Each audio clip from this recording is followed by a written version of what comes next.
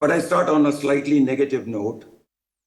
I present here a young lady who was a scrub nurse in the UK, working in the NHS, who came to India to have her spondy addressed.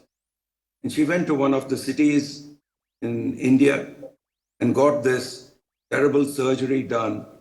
You can see all her pedicle screws are misplaced. Post-surgery, she had a big deficit, including bowel and bladder involvement. And she has been using diapers and almost completely crippled from the time of surgery. So this is not how spine surgery should be done. While this happens pretty frequently in India and this part of the world, I'm not sure if this happens in the US.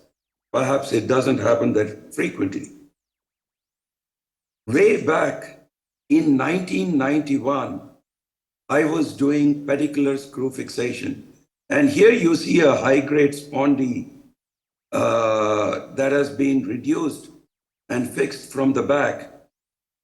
1991, that was the last decade of the last century, when American surgeons were facing the heat, American spine surgeons were facing the heat for putting pedicle screws and being taken to court because surgeons were using pedicle screws to correct spinal issues.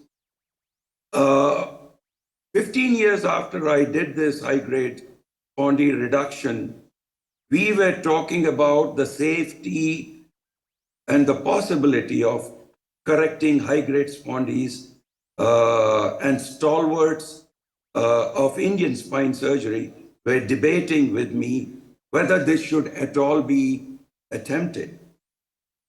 Now, why did I go to using a robot?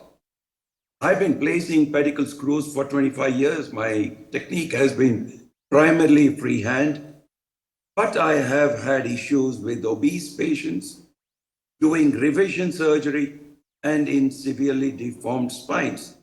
I also had a reluctance to adopt MIS techniques because of the radiation issues.